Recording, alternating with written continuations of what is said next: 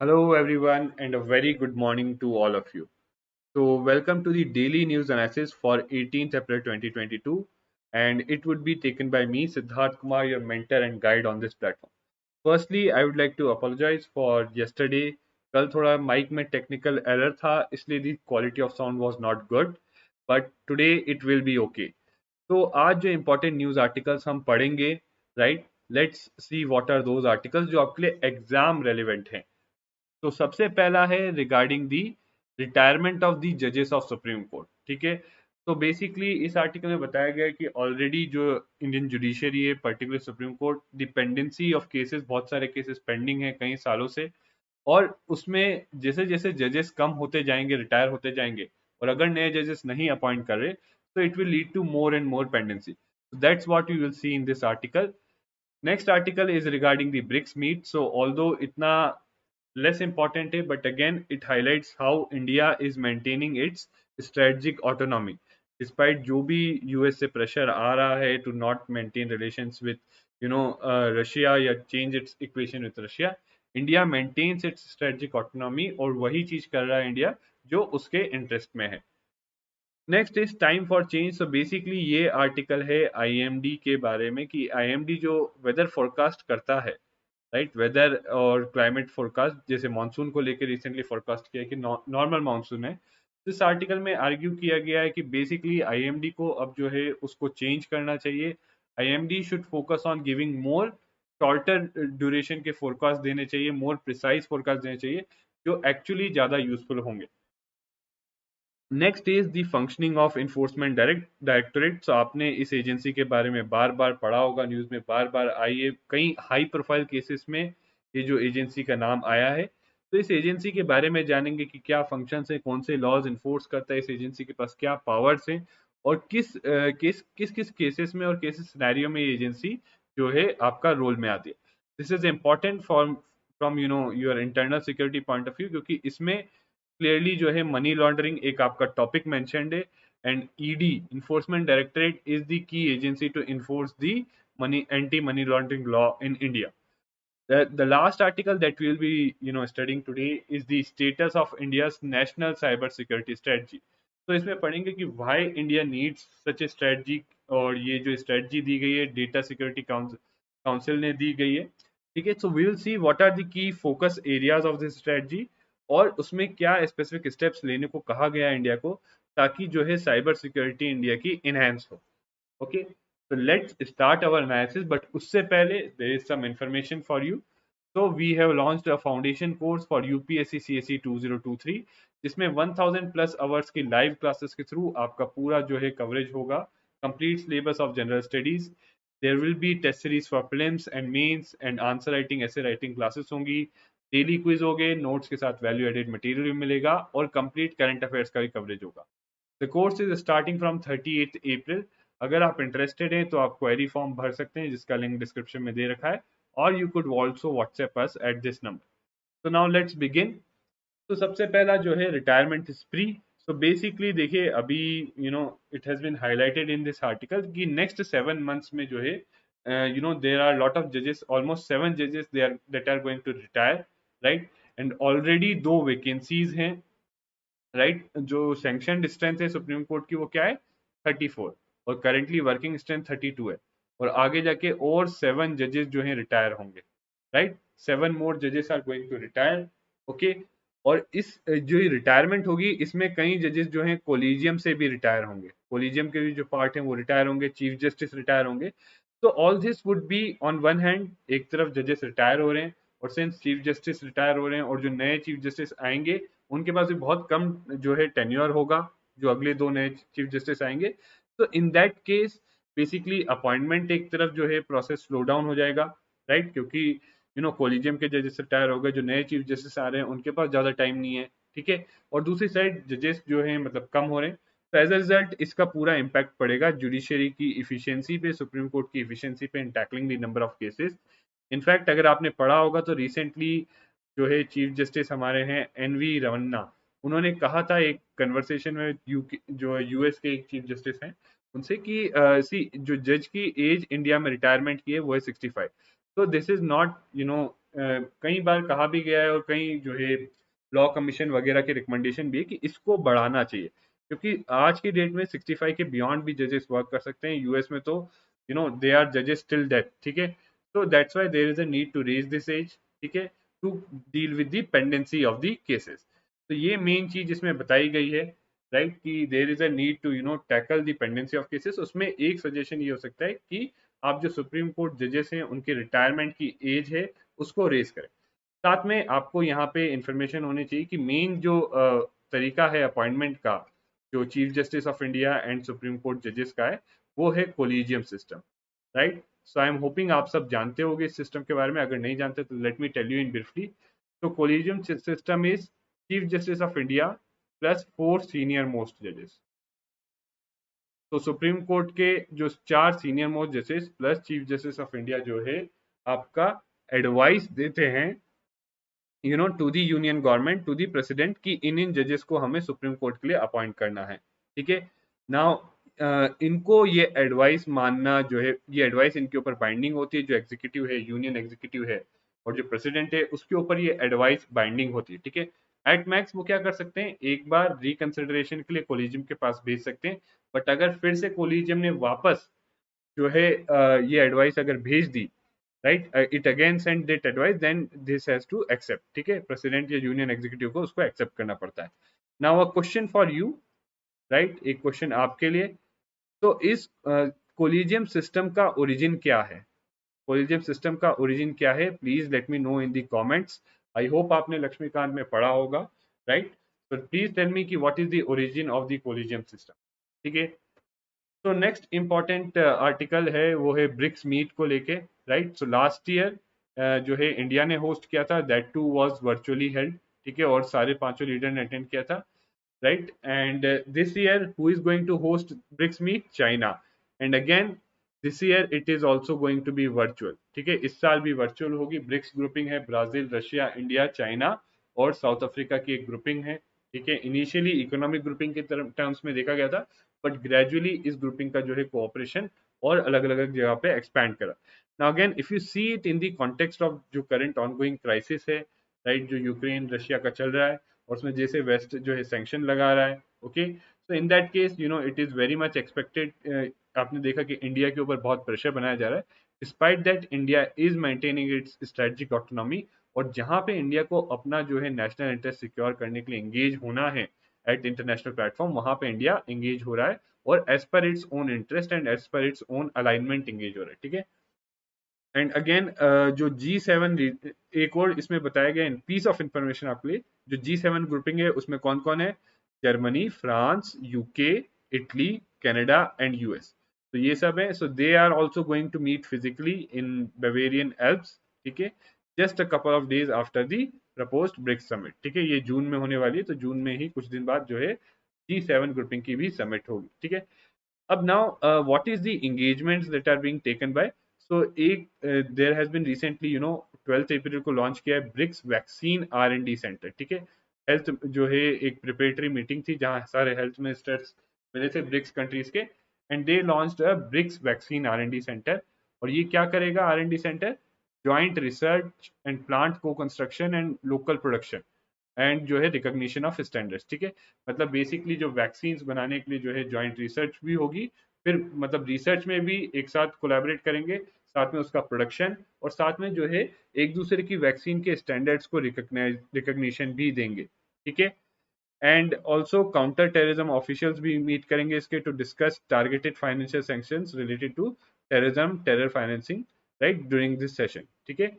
Also एक common position on Ukraine issue जो है इवॉल्व की गई थी इट्स शेरपा मीटिंग में, राइट। तो सबसे पहले कॉमन पोजीशन क्या है यूक्रेन पे, कि देयर इज अ सर्टेनली सब रिकॉग्नाइज करें कि ह्यूमैनिटेरियन क्राइसिस है, and so there is a need to resolve that humanitarian crisis जो यूक्रेन में चल रहा है।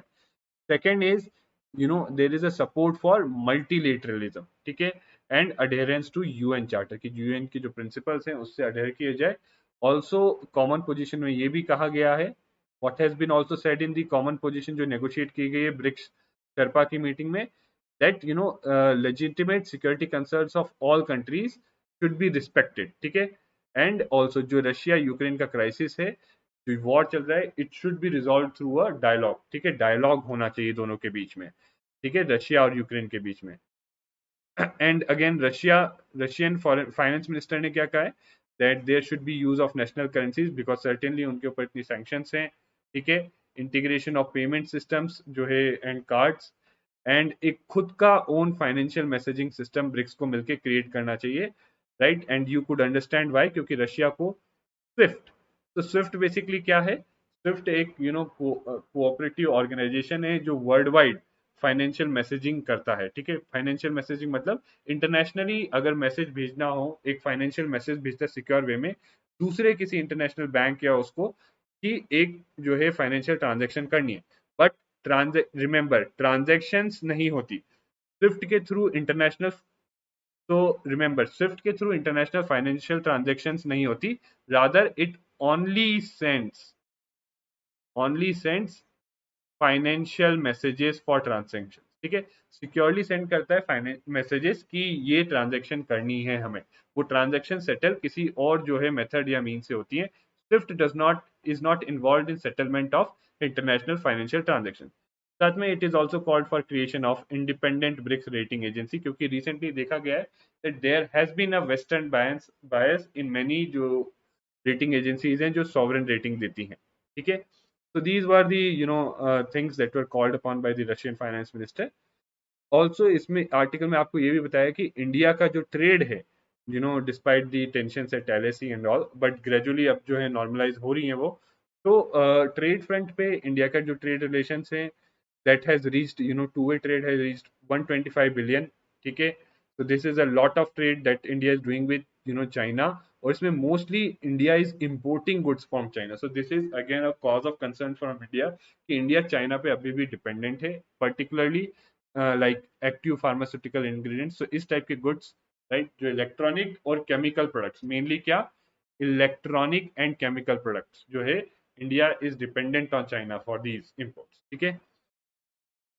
But as far as Chinese investment की बात है, तो in terms of Chinese investment India has kept close scrutiny, ठीक है, और इंडिया हैज इंश्योर्स कि जो भी चाइनीज इन्वेस्टमेंट आ रहा है it does not undermine the national interest.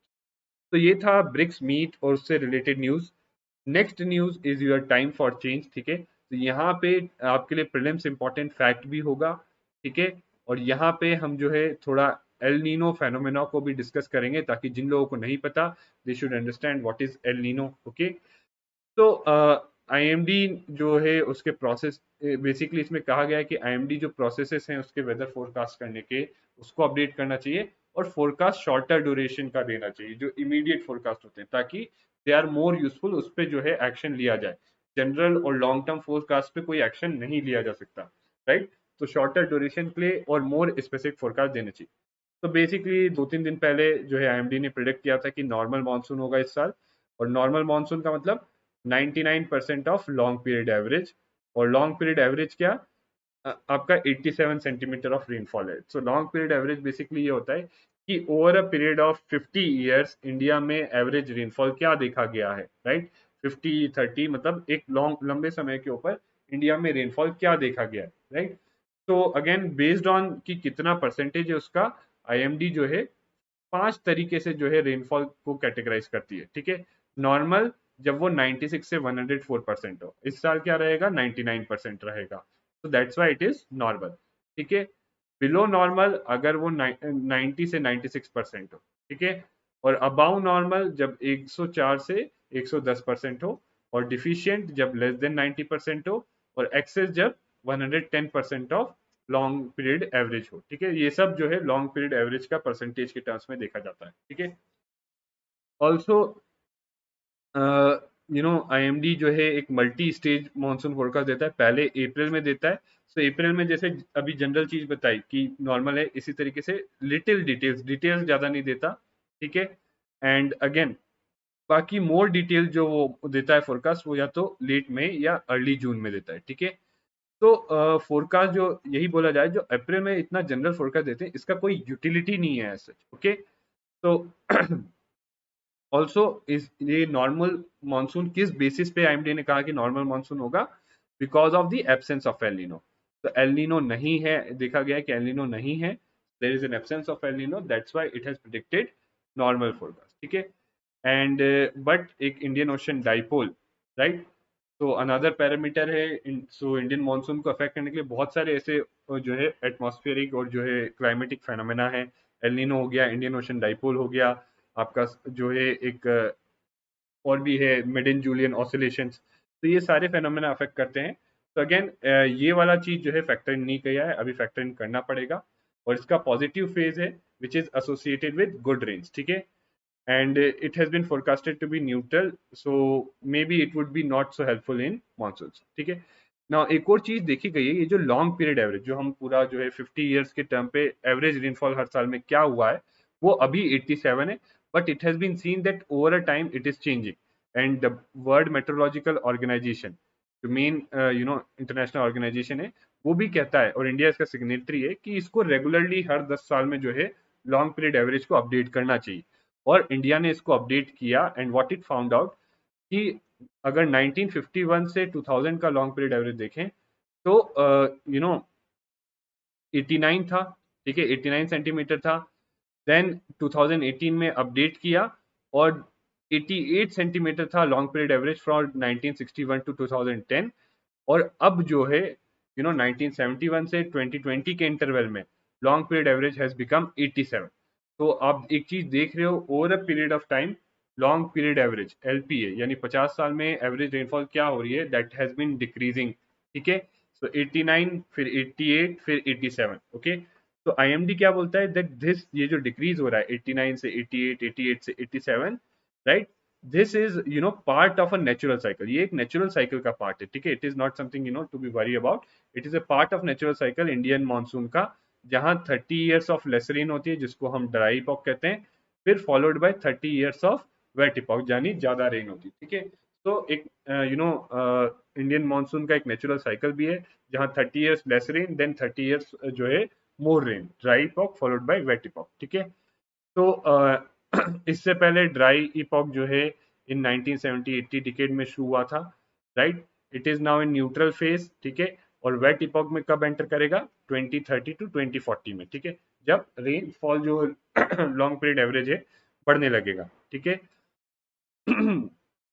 And global warming definitely जो है tendency to heat oceans has a role to play in affecting the monsoon, but exactly क्या effect करता है, दैट इज मच, वो determine करना जो है difficult है, ठीक है। Now let's know a bit about ENSO, that is ये एल नीनो क्या है, ये जरा समझ लेते हैं। Now this is the static part related to this dynamic part. तो एल नीनो बेसिकली ये एक पूरा फेनोमेना है, एटमॉस्फेरिक फेनोमेना जो है climatic, El Nino southern oscillation, ठीक है। पूरा फेनोमेना आपका एल नीनो साउदर्न ऑसिलेशन, जिसको एनसो बोलते हैं। So this is a single climatic phenomena, और इसके 3 फेजेस होते हैं, ठीक है। तो 2 अपोजिट होते हैं, एल नीनो और ला नीना, और एक न्यूट्रल फेज होता है, ठीक है। तो एल नीनो बेसिकली क्या होता है, एनसो में क्या होता है, एनसो में आपकी 2 चीजें, there are 2 things that change in ENSO, there are 2 things that change. एक हो गया आपका सी सरफेस टेम्परेचर, और एक हो गया आपका, one is sea surface temperature, और एक आपका हो गया दी एटमॉस्फेरिक प्रेशर, ठीक है। एटमॉस्फेरिक प्रेशर और सी सरफेस टेम्परेचर, ये जो है रेगुलरली एक सी सॉ पैटर्न में, यानी कम ज्यादा होता रहता है। किस किस जगह के बीच में, कहाँ पे कम ज्यादा होता रहता है, ईस्टर्न एंड सेंट्रल पैसिफिक। तो ये जो एरिया है, दिस इज नोन एज, ये जो पोर्शन है, this is known as eastern and central Pacific ocean. तो एनसो में क्या होता है, ईस्टर्न और सेंट्रल पैसिफिक ओशन में जो सी सरफेस टेम्परेचर है, वो अल्टरनेटिवली कभी ज्यादा कभी कम होता है। और एलनीनो क्या है, इसका वार्म फेज है, यानी जब ईस्टर्न और सेंट्रल पैसिफिक ओशन पे जो है वार्म वाटर आ जाता है, जो है मतलब आपका सी सरफेस टेम्परेचर जो है बढ़ जाता है, और एटमॉस्फेरिक प्रेशर कम हो जाता है, that is known as El Nino, okay. This is known as El Nino. और इसका इम्पैक्ट क्या होता है, सो इसका इम्पैक्ट यू ऑल नो कि एल नीनो के कारण जो है वहां पे जो है आपके पेरुवियन कोस्ट पे रेन होने लगती है, बट इंडियन साइड पे रेन नहीं होती। तो यू कुड सी हियर, ये जो आपका जो है पूरा पेरू वाला साइड है, ये आपका ऑस्ट्रेलिया है, ठीक है। ये जो चीज, ये जो आप ये सेल देख रहे हो ना, ये ऐसा बना हुआ है, this is known as Walker cell, यानी यही जो है साउदर्न ऑसिलेशन से जो है रिलेटेड है, ठीक है। तो एलनीनो के टाइम में जब ये हो जाता है तो वॉल्कर सेल डिस्टर्ब हो जाता है आपका, इस टाइप से हो जाता है, ठीक है। ज्यादा रेन कहाँ हो रही है, यहाँ पे पेरू वाली साइड पे, इंडियन साइड पे रेन कम न होती है, ठीक है।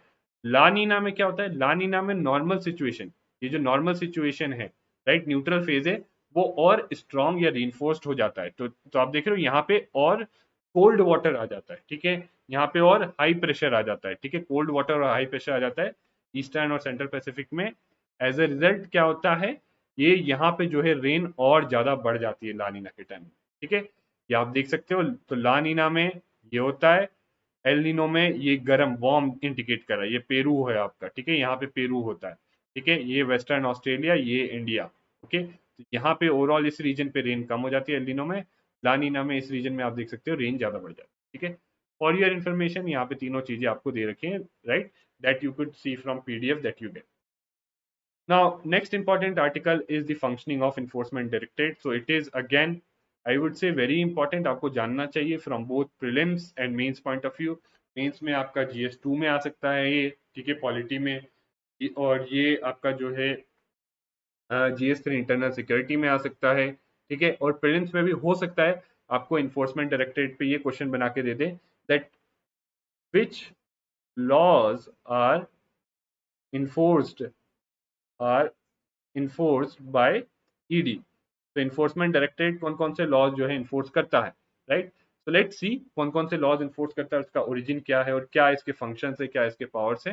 तो it was established in 1 May 1956 as enforcement unit, and initially जब शुरुआत हुई थी it was under department of economic affairs, और शुरुआत में जब इसको बनाया गया था इसका काम था टू इम्प्लीमेंट दिस लॉ, फिर फॉरेन एक्सचेंज रेगुलेशन एक्ट, ठीक है। Again this is a civil law, ठीक है, कि फॉरेन एक्सचेंज को जो है रेगुलेट करने के लिए, कि फॉरेन एक्सचेंज का जो है इलीगली बाहर ना जाए इंडिया से, ठीक है, उसके लिए था कि इसका कोई वायलेशन ना करे, और वायलेशन करे तो ईडी को जो है इसको एनफोर्स करना। But now this has been replaced and repealed and replaced by FEMA.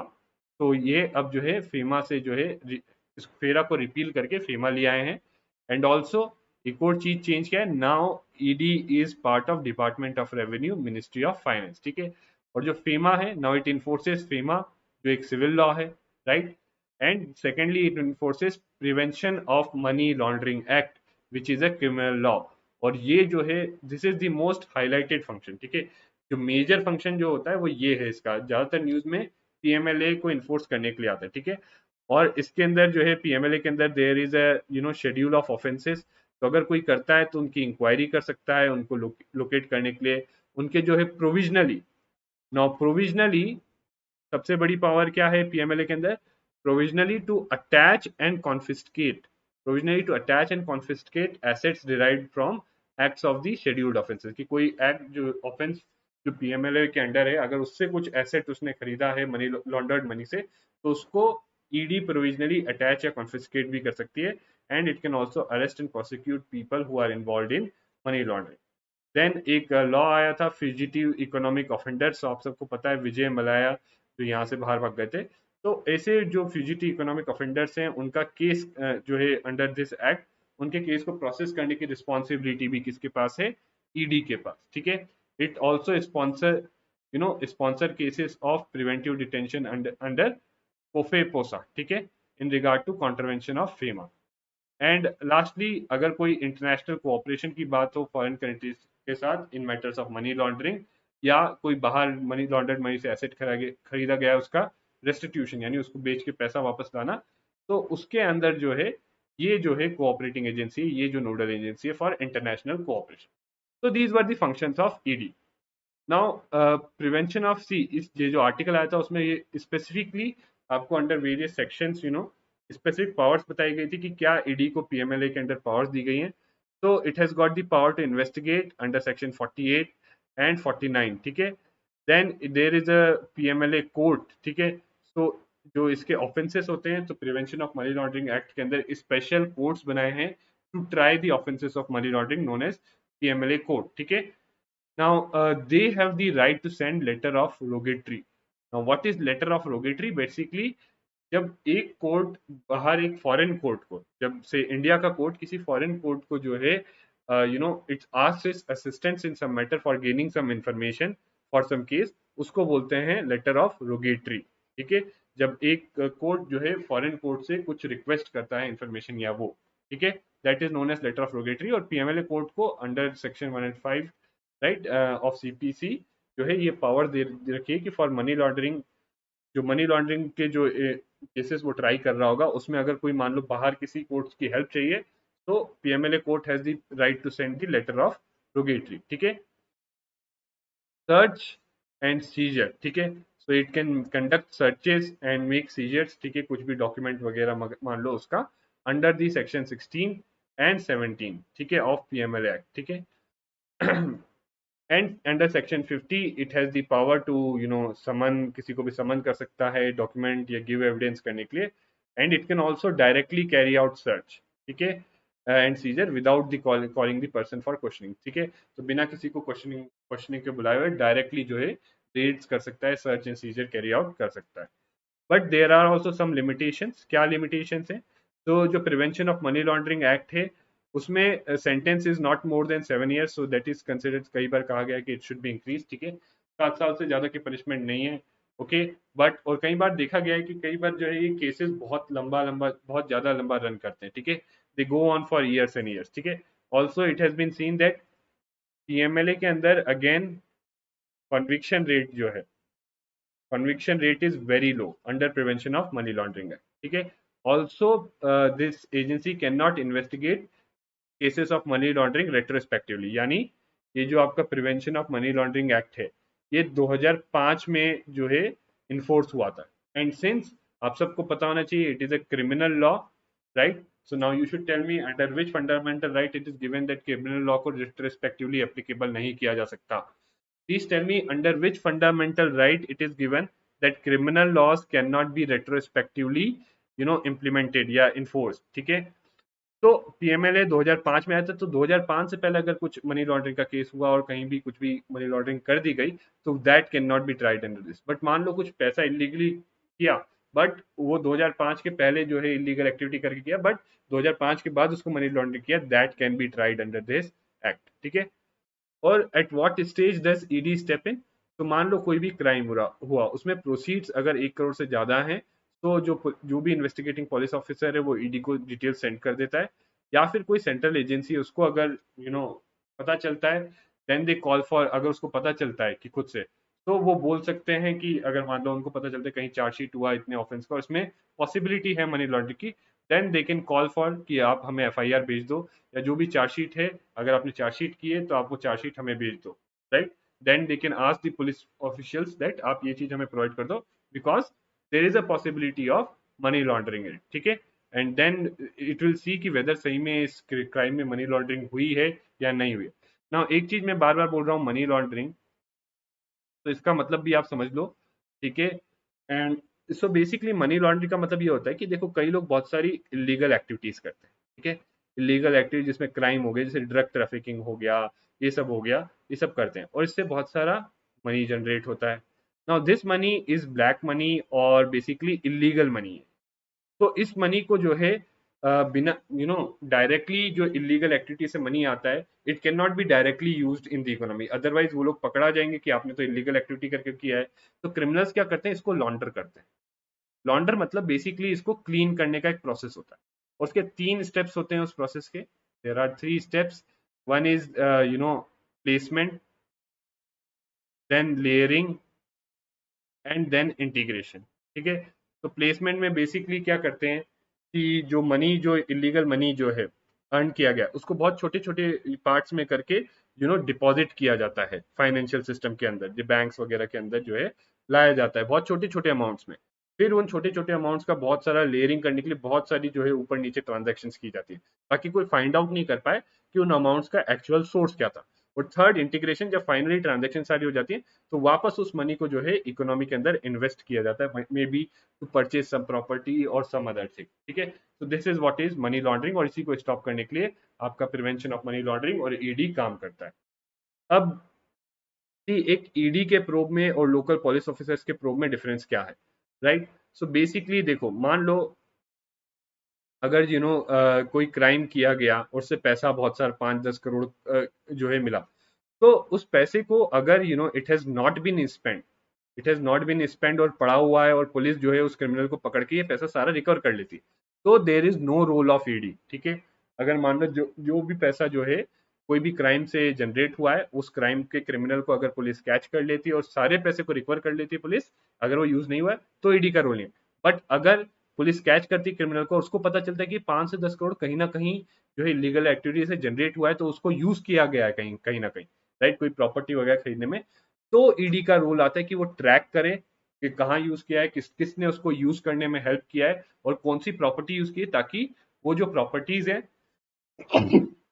उनको जो है ईडी अटैच करके ये जो मनी जो है इलीगल उससे किया गया था वो रिकवर कर सके। ठीक है, so I hope you get the point कि ईडी का रोल कैसे डिफरेंट है। ठीक है, it can attach the assets and recover the amount. ठीक है, इट्स कोई क्रिमिनल एक्टिविटी से मनी जो है अगर वो यूज कर लिया गया है, तो उसको रिकवर करने के लिए और किसने लॉन्डर करने में हेल्प की है उनको पकड़ने के लिए, उस मनी को रिकवर करने के लिए कहाँ इन्वेस्ट किया गया है, उन चीजों को अटैच करने के लिए ईडी का काम आता है। ठीक है, now the last article is on cyber security strategy.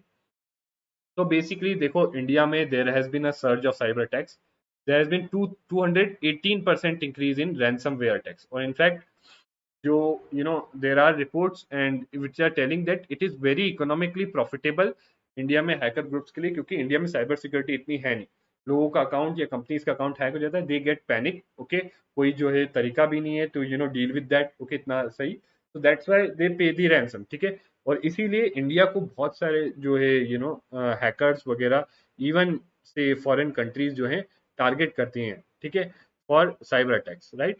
और कौन कौन से सेक्टर सबसे ज्यादा टारगेट होते हैं साइबर टेक में? Software and services, capital goods और पब्लिक सेक्टर। ये तीन सेक्टर हैं जो मैक्सिमम टारगेट होते हैं इसमें, ऑलमोस्ट 50% साइबर टैक्स इन तीन सेक्टर में होते हैं। ठीक है, तो अब क्या किया जाए?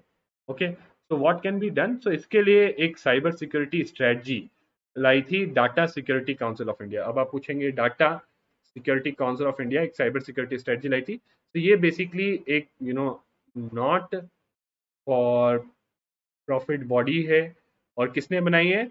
नेस्कॉम ने। तो नेस्कॉम ने ये बॉडी बनाई है, क्यों? To ensure data security in India and to ensure cyber security. अब नेस्कॉम क्या है? तो नेस्कॉम बेसिकली एक ट्रेड एसोसिएशन है, again not for profit, trade association है ऑफ आईटी आईटी कंपनीज, जो आईटी सेक्टर है, आईटी कंपनीज है, उनकी एक ट्रेड एसोसिएशन।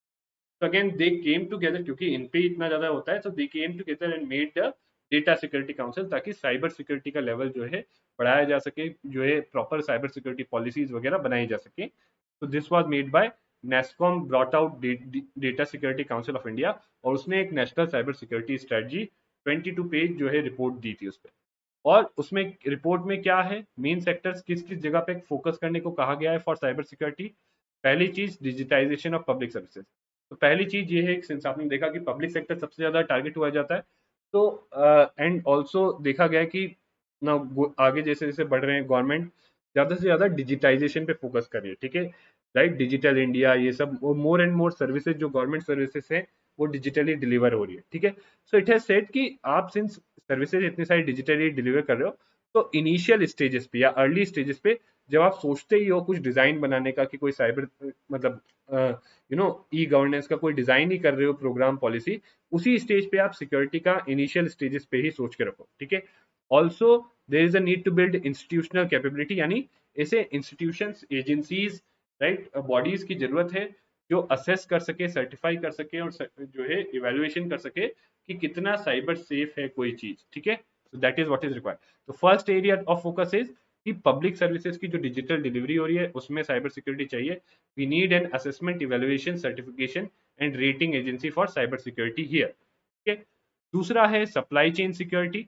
तो सप्लाई चेन में बेसिकली साइबर साइबर सिक्योरिटी के लिए जो है आपके जो इंटीग्रेटेड चिप्स होते हैं, इलेक्ट्रॉनिक डिवाइसेस होती है, अगर वही डिवाइसेस कॉम्प्रोमाइज्ड या बग्ड हो, तो there is more risk of cyber attacks.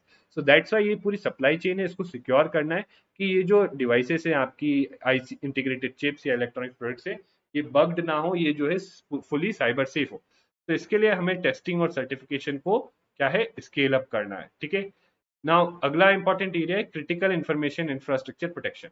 तो critical information infrastructure CII, and again देखो यहाँ पे हर एक पॉइंट आपके लिए इंपॉर्टेंट है from mains point of view for internal security, क्योंकि इसमें साइबर सिक्योरिटी की बात की है। तो क्रिटिकल इंफॉर्मेशन इंफ्रास्ट्रक्चर होता क्या है? ऐसा इंफॉर्मेशन इंफ्रास्ट्रक्चर जिसके क्रिपल होने से जो है या तो थ्रेट हो, नेशनल सिक्योरिटी को थ्रेट होगा या इकोनॉमी को थ्रेट होगा या लार्ज स्केल इम्पैक्ट होगा, जैसे बैंकिंग सेक्टर। तो अगर बैंकिंग सेक्टर को कोई जो है CBS वगैरह ये है या RBI की उसको डाउन कर दे, कोई जो है उनके सिस्टम को, डिजिटल सिस्टम को, तो या IT सिस्टम को, then that would certainly impact lot of things. ठीक है, इसी तरीके से मान लो डिफेंस मिनिस्ट्री है, तो डिफेंस मिनिस्ट्री या IB इनके जो है डिजिटल सिस्टम को कोई डाउन कर दे तो नेशनल सिक्योरिटी पे इम्पैक्ट करे।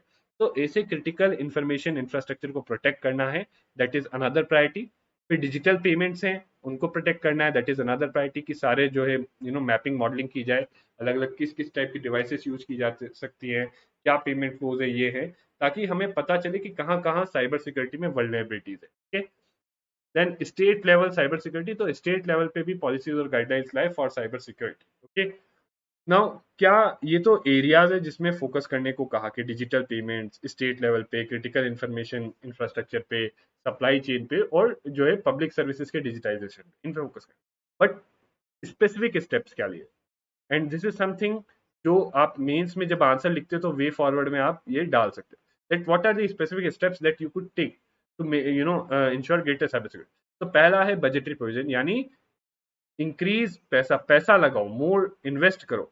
It is government should invest more in cyber security. ठीक है, गवर्नमेंट को और ज्यादा इन्वेस्ट करना चाहिए, और कितना?